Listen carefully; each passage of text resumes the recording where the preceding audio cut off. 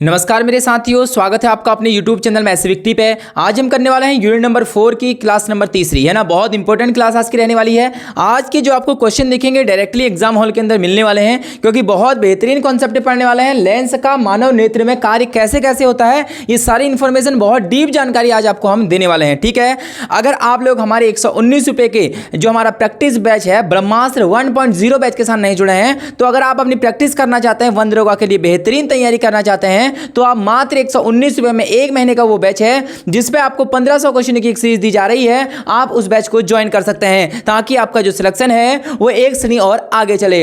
आइए करते हैं आज की क्लास को स्टार्ट। सबसे पहला है लेंस का मानव नेत्र, है ना। जो मानव नेत्र के अंदर लेंस होता है उसका क्या क्या महत्व है, कैसे कैसे वो वर्क करता है। सबसे पहले परिचय। मानव नेत्र का एक जटिल ऑप्टिकल तंत्र है। बोल रहा है कि जो ह्यूमन आई है वो कैसा है, कॉम्प्लेक्स ऑप्टिकल सिस्टम से बना हुआ है, जो बाहरी वस्तु के प्रकाश प्राप्त करता है। जो बाहर से हमारे ऑब्जेक्ट है उससे क्या करता है, लाइट, है ना, लाइट को क्या करता है, रिसीव करता है और इसे दिमाग तक भेजता है। इसे कहाँ भेजता है, हमारे माइंड तक भेजता है, जिससे हमें वस्तु को देखने की क्षमता मिलती है। जिससे हमें क्या हो रहा है, जो वस्तु है उसे देखने की क्या मिल रही है, शक्ति मिल रही है। इस प्रक्रिया में लेंस, जो लेंस है उसकी महत्वपूर्ण भूमिका है। आगे को देखते हैं, मानव नेत्र में लेंस की संरचना कैसे होती है, आइए समझते हैं। मानव नेत्र में लेंस पारदर्शी मतलब ट्रांसपेरेंट होता है, जिसके आर पार हम चीजों को देख सकते हैं। द्विवलय, है ना, बाई कॉन्वेक्स लेंस होता है और लोचदार होता है, इलास्टिक होता है। आगे को चलते हैं। यह आंख के भीतर सिलिया मांसपेशियां, भैया आंख के अंदर कैसी मांसपेशी होती हैं,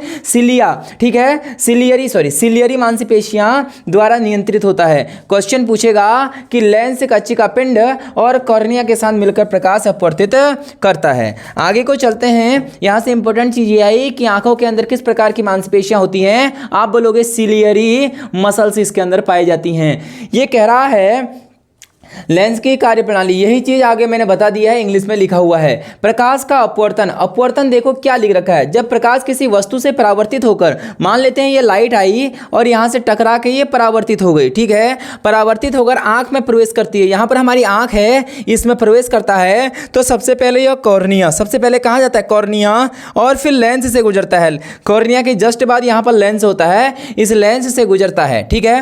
लेंस इसे अपवर्तित रिफ्रैक्ट करके रेटिना पर पहुंच जाती है। ये इसे कहां पर पहुंच जाता है, यहां पर रेटिना होता है लास्ट में, इस रेटिना पर पहुंच जाता है। क्वेश्चन पूछेगा कि जो किसी भी चीज का है उसका फिगर कहां पर बनता है, प्रतिबिंब कहां पर बनता है, ठीक है, जो इमेज फॉर्मेशन है वो कहां पर बनती है, आप लोग बोलोगे रेटिना पर बनती है। कहां बनती है, रेटिना पर। और कैसा प्रतिबिंब, वास्तविक और उल्टा प्रतिबिंब बनता है, ठीक है। यही चीज नीचे किसमें लिखी गई है, इंग्लिश में लिखी गई है।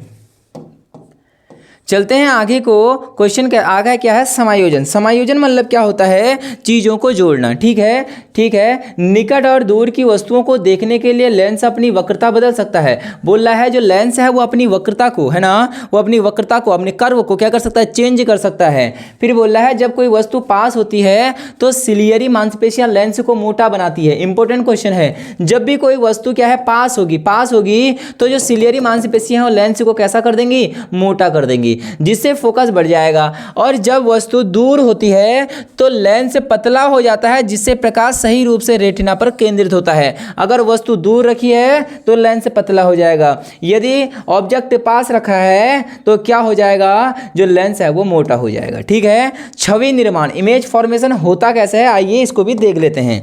कह रहा है रेटिना पर बनने वाली छवि, रेटिना पर ही छवि बनती है, अभी बताया था, उल्टी होती है। बोल रहा है ये इन्वर्टेड होती है जो छवि बनती है रेटिना पर, है ना, लेकिन दिमाग इसे सीधा कर देता है। मोस्ट इंपोर्टेंट क्वेश्चन बोल देगा कि जो हमारा रेटिना है उस पे जो इमेज फॉर्मेशन है वो कैसा होता है, आप बोलोगे इन्वर्टेड होता है, उल्टा होता है। यह प्रक्रिया ऑप्टिक नर्व के माध्यम से दिमाग को संकेत भेजकर पूरी होती है, ठीक हो गया। बोल रहा है दिमाग ही इसको क्या कर देता है, सीधा कर देता है, और वही चीज इंग्लिश में लिखी हुई है। आगे को है नेत्र लेंस से जुड़ी सामान्य समस्याएं। निकट दृष्टि दोष, भैया जिसे हम बोलते हैं मायोपिया, क्या कहते हैं, मायोपिया कहते हैं निकट दृष्टि दोष। सबसे पहले निकट दृष्टि दोष को तो हम अच्छे से समझेंगे। क्या यहाँ पर कोई ऐसा पेज है जो खाली छोड़ रखा हो जिस पे मैं आपको निकट दृष्टि और दूर दृष्टि को अच्छे से समझा पाऊँ, ठीक है।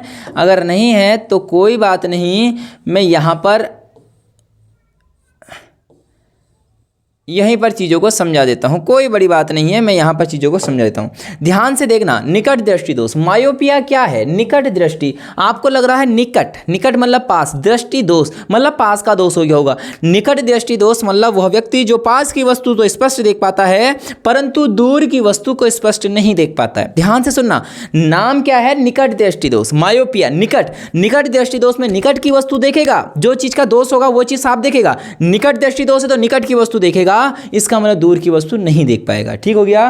तो जब लेंस अत्यधिक वक्र हो जाता है, लेंस क्या हो जाता है? कर्व ज्यादा हो जाता है, और या आंख लंबी हो जाती है तो दूर वस्तु धुंधली दिखाई देती है। कैसी वस्तु?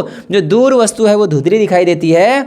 इसे अवतल लेंस से ठीक किया जाता है। ये ठीक तो हम बाद में करेंगे, पहले इसके हम चित्रों की बात करते हैं। ठीक है, ध्यान से समझना, चीजों को रट्टा नहीं मानना है। सामान्य आँख का चित्र ये है। ठीक है, सामान्य आँख का चित्र ये है।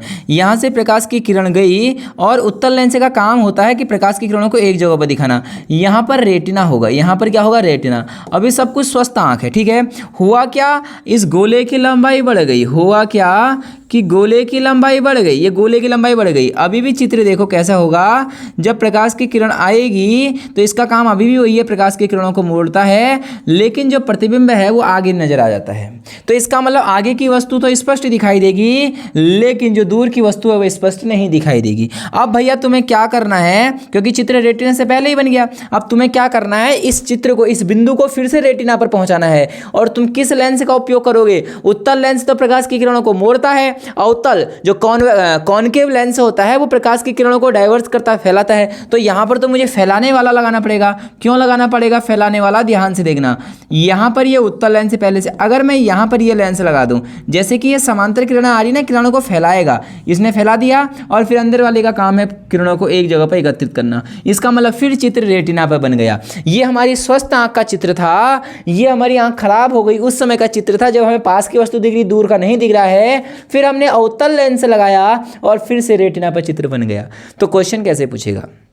दूर दृष्टि दोष में या दूर दृष्टि दोष होने के क्या कारण है? आप बोलोगे कर्व का बढ़ जाना, आप बोलोगे गोले की लंबाई का बढ़ जाना, आँख की जो लंबाई है ना वो भी बढ़ जाएगी तो भी ये दोष होगा। इसके निवारण के क्या उपाय हैं? आप बोलोगे इस पर अवतल दर्पण, अवतल लेंस लगा दिया जाए। ठीक है, इसे अवतल कॉनकेव लेंस से ठीक किया जाता है। ठीक है, ये 3 चित्र हैं, आपको ये पता होना चाहिए। अगला, दूरदृष्टि किसे कहते हैं? हाइपरमेट्रोपिया किसे कहते हैं? दूर दृष्टि, मैंने बोला जिस प्रकार की दृष्टि दोष है वो चीज साफ दिखेगी। दूर दृष्टि, दूर दृष्टि, दूर की वस्तु स्पष्ट दिख रही है लेकिन पास की वस्तु स्पष्ट नहीं दिख रही है। इसका कारण इसका उल्टा हो जाएगा, कम वक्रता का होना, आंख छोटी हो जाना। पास की वस्तु इसमें धुंधली दिखाई देती है, इसमें उत्तल लेंस लगता है। कैसा लेंस लगेगा? उत्तल लेंस। ठीक है, उत्तल लेंस। अगला है मायोपिया। क्या है? प्रेसमायोपिया। ठीक है, प्रेसमायोपिया है क्या? यह उम्र के साथ होने वाली समस्या है जिसमें लेंस की लोचशीलता, फ्लेक्सिबिलिटी है ना, कम हो जाती है। आंखों की जो फ्लेक्सिबिलिटी है ना अगर कम हो जाएगी तो प्रेसबायोपिया हो जाएगा। इसे द्विफोकसीय लेंस, बाइफोकल लेंस से ठीक किया जाता है। भैया द्विफोकसीय लेंस क्या होता है? आपने देखा होगा कि कुछ लोग के चश्मे में यहाँ पर नीचे की साइड से गोल गोल बना रहता है, बुढ़े लोगों के उसमें देखा होगा ना, अपने दादा के उसमें, नाना के उसमें, नानी के उसमें। तो यहाँ पर ना जो लेंस बनाते हैं गोल गोल रहता है, ऊपर का लेंस प्लेन रहता है, वही है द्विफोकसी लेंस। मतलब ऐसा चश्मा जिसमें दोनों प्रकार के लेंस हो। नीचे कैसा होता है? उत्तल होता है, ऊपर अवतल। नीचे की जो लेंस होता है ना वो कभी कभी आंखों को ऐसे देखो, चश्मा ऐसे पहनते हैं, यूँ आंखों को यूँ करके पढ़ते हैं। आपने कितने टीचर भी देखे होंगे, वो क्या करते हैं? ऐसे यहाँ पर रखते हैं चश्मे को और यूँ पढ़ते हैं। ऐसे क्यों पढ़ते हैं ऐसे? क्योंकि ये पास की वस्तु को स्पष्ट दिखाएगा। निकट दृष्टि दोष के लिए है, नीचे वाला दूर दृष्टि दोष के लिए है, निकट की वस्तु स्पष्ट दिखाएगा, और ये निकट दृष्टि दोष के लिए है जो कि दूर की वस्तु स्पष्ट दिखाएगा। आ रही बात समझ में? तो भैया उसे ही द्विफोकसी लेंस कहा जाता है। अगला, मोतिया बिंदु। जब लेंस अपारदर्शी, ओपेक हो जाता है तो देखने की क्षमता कम हो जाती है। बोल रहा है जो हमारे आंखों के अंदर लेंस है जब वो अपारदर्शी हो जाता है, अपारदर्शी जिससे आर पार नहीं दिखता है, उस समय मोतिया बिंदु हो जाता है। इसका उपचार सर्जरी से ही है। कोई लेंस पहन लो, कोई चश्मा पहन लो, कुछ होने वाला नहीं है। सिर्फ इलाज क्या है? सर्जरी, ऑपरेशन कराना पड़ेगा और आपकी आंखें ठीक हो जाएंगी। निष्कर्ष, क्या निष्कर्ष निकाला भाइयों आपने? निष्कर्ष निकाला कि मानव नेत्र में लेंस एक महत्वपूर्ण भूमिका निभाता है। ठीक है, यह प्रकाश को अपवर्तित करता है, रेटिना पर छवि बनाता है और आँखों की फोकसिंग को नियंत्रित करता है। किसी भी प्रकार की खराबी दृष्टिदोष का कारण बन सकता है, जिसे उपयुक्त लेंस का सर्जरी से ठीक किया जा सकता है। 4 प्रकार के दोष पढ़ लिए थे, इंपॉर्टेंट है। आगे को चलते हैं। आगे को कहता है गोलाकार दर्पण और लेंस के अनुप्रयोग क्या क्या होते हैं। ध्यान से देखना, दर्पण पढ़ने वाले हैं। गोलाकार दर्पण के अनुप्रयोग 2 प्रकार के दर्पण थे हमारे, अवतल और उत्तल। अवतल दर्पण के अनुप्रयोग इसके कहाँ कहाँ उपयोग होते हैं, ये अनुप्रयोग है और ये इनका विवरण है। दंत चिकित्सा एवं सेविंग मिरर में किसका उपयोग किया जाता है, अवतल दर्पण। अवतल दर्पण के द्वारा हमेशा चित्र कैसा बनता था, हमेशा कैसे बनता था भाई, वो तो वस्तु हमने कहाँ पर रखी इस बात पर निर्भर करता था कि नहीं करता था, लेकिन उल्टा बनता था हमेशा। ठीक है, एक ही जगह पर सीधा बनता था। ठीक है, यह बड़ा और स्पष्ट प्रतिबिंब बनाने में मदद करता है, जिससे डॉक्टर और नाई आसानी से देख सकते हैं। ठीक हो गया, एक तो बड़ा प्रतिबिंब बनाएगा और स्पष्ट प्रतिबिंब बनाने में यह मदद करता है। दूसरा, हेडलाइट और सर्च लाइट। हेडलाइट और सर्च लाइट में किसका उपयोग किया जाता है, अवतल दर्पण। ठीक है, यह प्रकाश किरणों को समांतर रूप से परावर्तित करके एक शक्तिशाली बिंब बनाता है। अगला है सौर कुकर, मोस्ट इंपोर्टेंट क्वेश्चन पूछ लेगा, सौर कुकर में किसका उपयोग किया जाता है, आप बोलोगे अवतल दर्पण का। ठीक हो गया, यह सूर्य की किरणों को एक बिंदु पर केंद्रित करके भोजन गर्भ करने में मदद करता है। दूरबीन का उपयोग भी किया जाता है, यह तारों और अन्य खगोलीय पिंडों को स्पष्ट चित्र प्राप्त करने में सहायता करता है। और लास्ट है लसिका परीक्षण, यह डॉक्टरों द्वारा आंखों की जांच के लिए भी उपयोग किया जाता है। तो ये सारे क्या थे, इसके यूजेस थे, मोस्ट इंपोर्टेंट हैं, आपको कॉपी में इन्हें नोट करना है। ये रहा अगला, उत्तल दर्पण के उपयोग पढ़ लेते हैं। अनुप्रयोग, यह हमेशा एक छोटा और सीधा प्रतिबिंब बनाता है। नोट करना, हमेशा छोटा बनाएगा उत्तल और सीधा बनाएगा हमेशा। ठीक है, जिससे इसे निम्नलिखित स्थानों पर उपयोग किया जाता है। नंबर 1, वाहनों के साइड मिरर के रूप में। वाहनों के साइड मिरर देखे होंगे आपने, है ना, जो हमारे गाड़ियां होती हैं उनके साइड में, मोटरसाइकिल के जो पीछे को देखने का दृश्य होता है, इतना छोटू सा, इत्तू सा, है ना, इत्तू सा तो वो मिरर, लेकिन उसमें इत्तू सा दिख रहा है भाई, इतना सा वो मिरर है, पूरी रोड उस पर दिख जा रही है। इसका कारण, इसका मतलब वो जो इमेज फॉर्मेशन करेगा बहुत छोटा करेगा, वही लिख रखा है। ठीक है, और सीधा करेगा। तो वाहनों का साइड मिरर, यह एक बड़ा क्षेत्र दिखाने के सक्षम होता है, जिससे दुर्घटनाओं से बचाव होता है। सुरक्षा दर्पण, सिक्योरिटी मिरर भी यही होता है, दुकानों और माल में निगरानी के लिए उपयोग किया जाता है। रोड किनारे जो मिरर लगे होते हैं, मैंने आपको बताया था, रोड साइड मिरर जो होते हैं, मोड़ पर दुर्घटनाओं को रोकने के लिए लगाया जाता है। ये मैंने आपको पहले ही बता दिया था। लेंस के अनुप्रयोग, लेंस के क्या क्या अनुप्रयोग हैं, लेंस उत्तल लेंस और अवतल लेंस। ठीक है,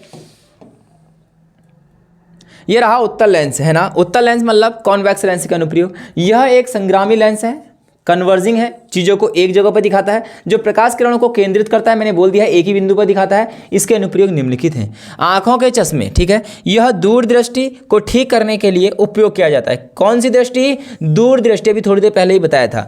आवर्धन लेंस, यह वस्तुओं को बड़ा दिखाने के लिए भी प्रयोग किया जाता है। ठीक है, बोल रहा है कि ये क्या है, एक आवर्धक लेंस है, मैग्नीफाइंग ग्लास है, ये चीज़ों को बड़ा दिखाने के लिए भी यूज किया जाता है। कैमरा लेंस, यह फोटोग्राफी में उपयोग किया जाता है और फोकस को समायोजित करने में भी मदद करता है। ठीक है, अगला माइक्रोस्कोपिक और दूरबीन, सूक्ष्म और दूरस्थ वस्तुओं को देखने के लिए भी उपयोग किया जाता है। बोल रहा है प्रोजेक्टर जो होता है, बड़ी स्क्रीन पर चित्र प्रदर्शित करने में सहायता करता है। आपने प्रोजेक्टर देखा होगा, एक ही बिंदु से क्या निकलती हैं, रे निकलती हैं, फैलती है ना, एक ही बिंदु, तो एक बिंदु से निकलनी चीज़ें। ये क्या है, उत्तल। आगे बढ़ते हैं अवतल। अवतल क्या है देख लेते हैं। अवतल लेंस कॉन्वेक्स लेंस के अनुप्रयोग, यह एक अपसारी मतलब डाइवर्जिंग, चीज़ों को क्या कर रहा है, डाइवर्ट कर रहा है, फैला रहा है, जो प्रकाश किरणों को फैलाती है। अनुप्रयोग और विवरण, सबसे पहले आंखों के चश्मे में निकट दृष्टि दोष, अभी थोड़ी देर पहले ही बताया था, मायोपिया को ठीक करने में मदद करता है। ठीक हो गया। लाइट बीम नियंत्रण, यह लेजर उपकरणों में उपयोग किया जाता है। किसमें, लेजर वालों में। गैलीलियन दूरबीन, गैलीलियो का जो दूरबीन था, इसका उपयोग खगोलीय विज्ञान के विज्ञान अनुसंधान में भी किया जाता है। स्कैनर और लेजर, देखना स्कैनर जो होता है ना, हमारे स्कैनर देखा आप लोगों ने, और लेजर जो डिवाइस होती है उसमें भी इसका, यह विभिन्न मेडिकल और औद्योगिक उपकरणों में भी प्रयोग किया जाता है। भैया निष्कर्ष क्या निकला हम लोगों का, निष्कर्ष यह निकला कि गोलाकार दर्पण और लेंस हमारे दैनिक जीवन में अत्यधिक महत्वपूर्ण भूमिका निभाते हैं।